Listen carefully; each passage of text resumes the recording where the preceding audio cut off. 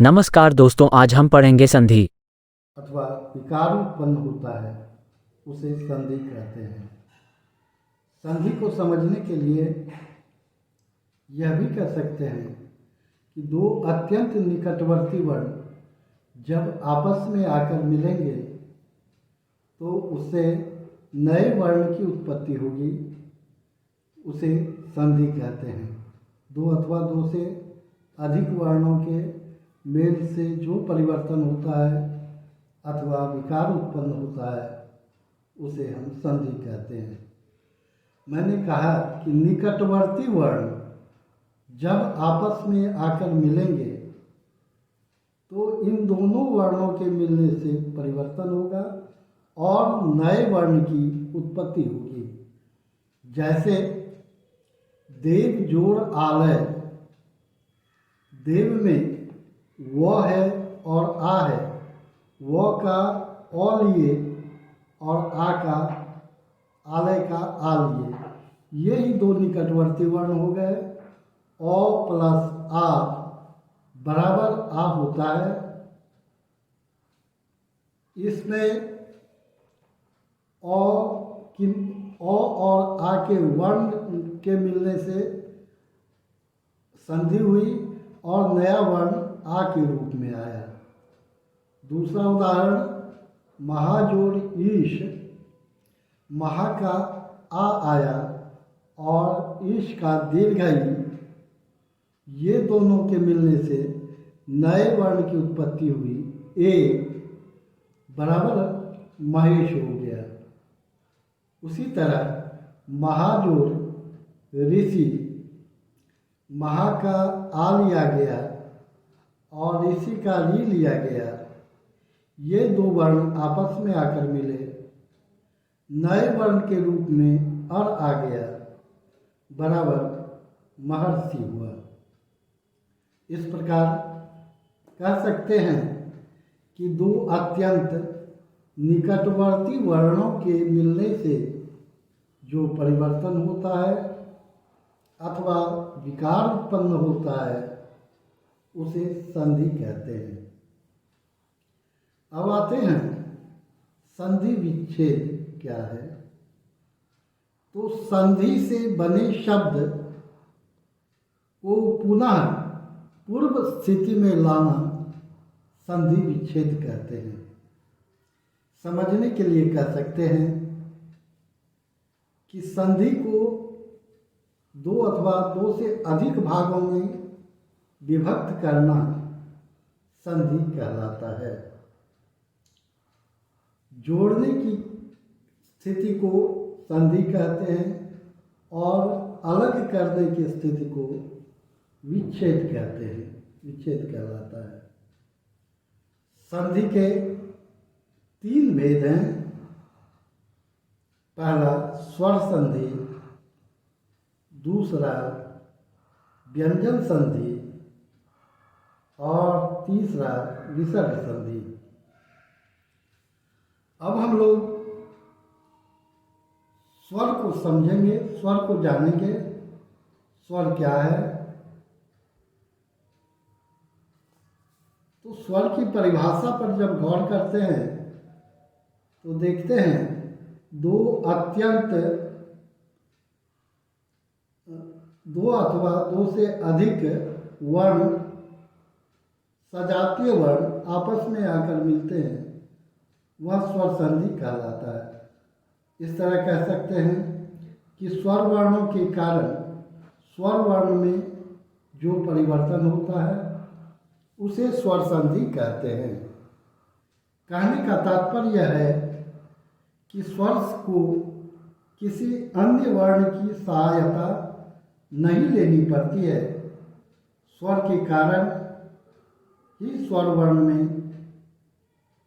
संधि होती है, आपस में आकर मिलते हैं। अब स्वर संधि के 5 उपभेद हैं। पहला दीर्घ संधि, दूसरा गुण संधि, तीसरा वृद्धि संधि, चौथा यण संधि, पांचवा अयादि संधि। पहले मैंने कहा संधि के 3 भेद, स्वर संधि, व्यंजन संधि और विसर्ग संधि। पुनः स्वर की परिभाषा, स्वर किसे कहेंगे? तो स्वर वर्ण के कारण स्वर वर्णों में जो विकार उत्पन्न होता है अथवा जो परिवर्तन होता है वह स्वर संधि कहलाता है। मैंने पहले भी कहा है कि स्वर संधि को, स्वर को किसी अन्य वर्ण की आवश्यकता नहीं पड़ती है, वह खुद में पर्याप्त है। स्वर के कारण ही स्वर वर्ण में परिवर्तन होता है अथवा विकार उत्पन्न होता है, उससे संधि बनती है। स्वर संधि के 5 भेद बताए गए हैं। पहला दीर्घ संधि, दूसरा गुण संधि, तीसरा वृद्धि संधि, चौथा यण संधि और 5वां अयादि संधि। अब हम लोग देखेंगे कि दीर्घ संधि क्या है, दीर्घ संधि किसे कहते हैं। तो परिभाषा पर गौर करते हैं तो यदि ह्रस्व या दीर्घ के गौर करते हैं तो यदि ह्रस्व या दीर्घ के बाद ह्रस्व या दीर्घ स्वर आए तब दोनों के मेल से दीर्घ संधि हो जाता है। यदि ह्रस्व या दीर्घ स्वर के बाद ह्रस्व या दीर्घ स्वर आए तब दोनों के मेल से दीर्घ संधि बनता है, दीर्घ संधि होता है। इसको समझने के लिए इस रूप में भी कह सकते हैं कि दो सजातीय या समान वर्णों के मिलने से जो परिवर्तन होता है अथवा जो विकार उत्पन्न होता है उसे दीर्घ संधि कहते हैं।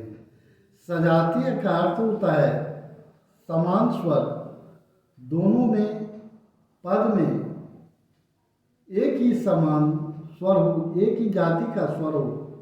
जैसे अ वर्ण है, अ वर्ण के अंतर्गत अ प्लस अ बराबर आ प्लस अ बराबर अ प्लस आ बराबर आ और आ प्लस आ बराबर आ। ये समान स्वर हैं। इनमें से यदि कोई पूर्व पद में होगा और तो इन्हीं में से कोई वर्ण उत्तर पद में, बाद वाला पद में होना अनिवार्य है। जैसे देखते हैं ओ प्लस ओ बराबर आ कैसे होता है। तो कृष्ण जोड़ अवतार, कृष्ण में 9 है, अंत में 9 का ओ लिया गया, अवतार का ओ लिया गया। यही दो निकटवर्ती वर्ण हैं, यही दोनों आपस में निकटवर्ती वर्ण हैं और निकटवर्ती वर्णों के कारण ही संधि होती है।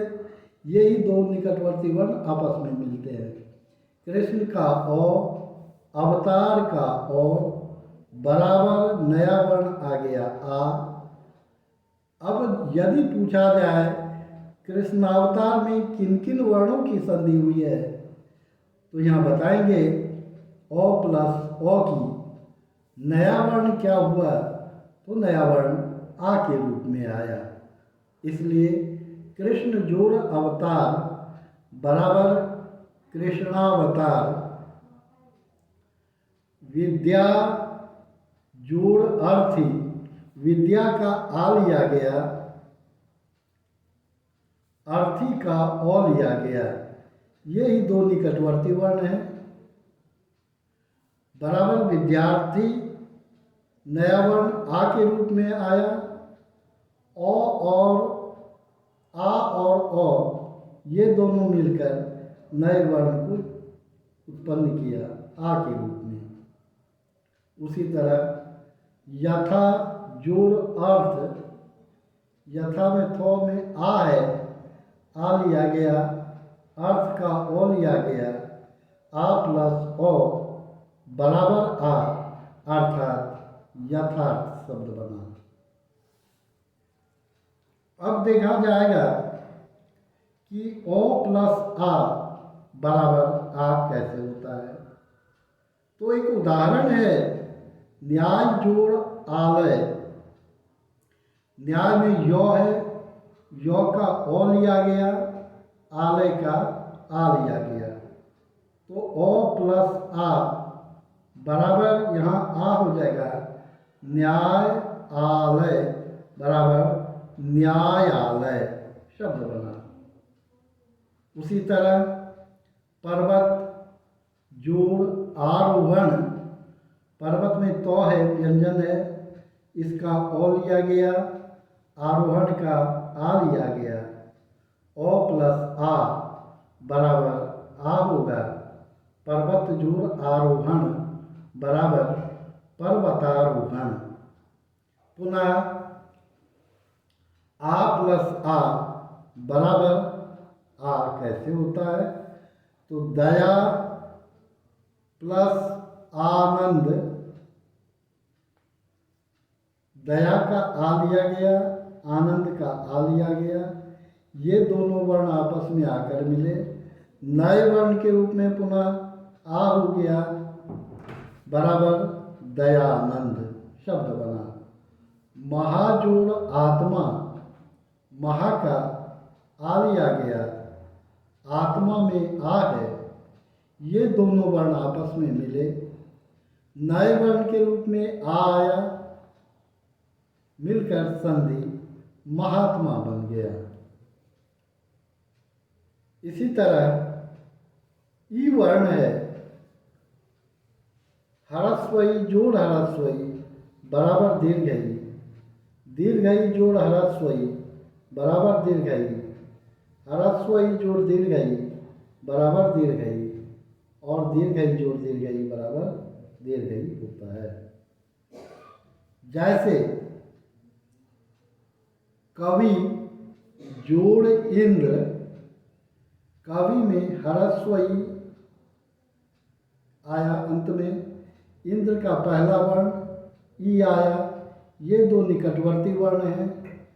ह्रस्वई जोड़ ह्रस्वई बराबर दीर्घई, इसलिए कवि में को वो ह्रस्वई का लिखते हैं प्लस इंद्र, दोनों मिलकर ह्रस्वई प्लस ह्रस्वई, ये दोनों मिलकर दीर्घई के रूप में आया तो लिखा जाएगा को व दीर्घई का नौ दौर संयुक्त कविंद्र।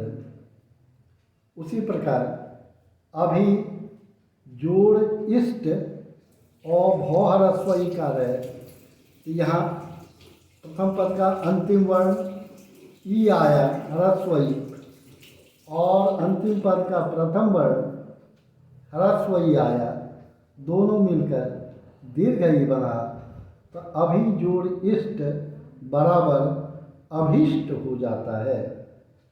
उसी प्रकार ह्रस्वई जोड़ दीर्घई बराबर दीर्घई, नारी जोड़ इंद्र है, दीर्घई जोड़ ह्रस्वई बराबर दीर्घई, यहाँ नारी जोड़ इंद्र बराबर नारी में दीर्घई है प्लस इंद्र में ह्रस्वई है, ये दोनों वर्ण आपस में आकर मिले, नए वर्ण के रूप में दीर्घई आया बराबर नारिंद्र। उसी प्रकार शची जोड़ इंद्र है, सौ चौ दीर्घई का, इसका दीर्घई लिया गया, इंद्र का ह्रस्वई लिया गया, दोनों को मिलाकर दीर्घई बनाया गया बराबर सचिंद्र, सौ चौ दीर्घई का नौ दौर संयुक्त सचिंद्र शब्द बना। अब देखा जाएगा कि ह्रस्वई जोड़ दीर्घई बराबर दीर्घई कैसे होता है। तो कवि जोड़ ईश्वर को वो ह्रस्वई का प्लस दीर्घई तालव्य सौ व संयुक्त रौ कवीश्वर। तो कवि में ह्रस्वई, ईश्वर में दीर्घई, ये दोनों ह्रस्वई और दीर्घई दोनों वर्ण आपस में आकर मिले, नए वर्ण के रूप में दीर्घई आया बराबर क व दीर्घईकार तालव्य श व संयुक्त र कवीश्वर शब्द बना। इसी तरह कपि जोड़ ईश, कपि में क प ह्रस्व ईकार है प्लस ईश में दीर्घई तालव्य श ईश, ह्रस्व ई प्लस दीर्घई बराबर दीर्घई, इसलिए क प दीर्घई का तालव्य श इस तरह बनता है। यह तो ई वर्ण के अंतर्गत। अब आते हैं उ वर्ण के अंतर्गत। उ वर्ण में भी ह्रस्व उ जोड़ ह्रस्व उ बराबर दीर्घ उ, दीर्घ उ जोड़ ह्रस्व उ बराबर दीर्घ उ, पुनः दीर्घ उ जोड़ दीर्घ उ बराबर दीर्घ उ। उदाहरण में जैसे कि देखा जाता है गुरु ग ह्रस्व उकार र ह्रस्व उकार जोड़ उपदेश, यहाँ गुरु का ह्रस्व उ लिया गया और उपदेश का ह्रस्व उ लिया गया। ये दोनों निकटवर्ती वर्ण हैं, दोनों को मिलाकर एक नए वर्ण के रूप में दीर्घ उ हुआ है। ग ह्रस्व उकार र दीर्घ उकार प द एकार तालव्य श, गुरुपदेश शब्द बन गया। उसी तरह भानु जोड़ उदय, भानु का ह्रस्व उ लिया गया, उदय का ह्रस्व उ लिया गया। ये दोनों वर्ण आपस में आकर मिले नए वर्ण के रूप में दीर्घ उ हो गया, इसलिए भानु जोड़ उदय बराबर भ आकर नौ दीर्घ उकार, या नया वर्ण दीर्घ उ के रूप में है द और य, भानुदय शब्द बना। अब देखते हैं दीर्घ उ जोड़ ह्रस्व उ बराबर दीर्घ उ कैसे बनता है। तो वधु जोड़ उत्सव, वधु में व ध दीर्घ उकार, यहाँ इसका दीर्घ उ लिया गया, उत्सव का ह्रस्व उ लिया गया, तो दीर्घ उ प्लस ह्रस्व उ बराबर दीर्घ उ शब्द बनता है। इसलिए वधु जोड़ उत्सव बराबर व ध दीर्घ उकार तो स संयुक्त व उत्सव वधूत्सव शब्द बना। भू जोड़ उत्सर्ग, भ दीर्घ उकार जोड़ उत्सर्ग है, दीर्घ उ प्लस ह्रस्व उ बराबर दीर्घ उ बराबर भूतसर्ग शब्द बना। उसी तरह दीर्घ उ जोड़ दीर्घ उ बराबर दीर्घ उ। भू जोड़ ऊर्जा, भ दीर्घ उकार प्लस ऊर्जा दीर्घ उ जो आकार पर रीफ, यहाँ भू का दीर्घ उ लिया गया, ऊर्जा का दीर्घ उ लिया गया। ये दोनों वर्ण निकटवर्ती वर्ण हैं, इन दोनों के मिलने से नए वर्ण के रूप में दीर्घ उ आया, इसलिए भ दीर्घ उकार जो आकार पर रीफ भूर्जा शब्द बना। यह था दीर्घ संधि।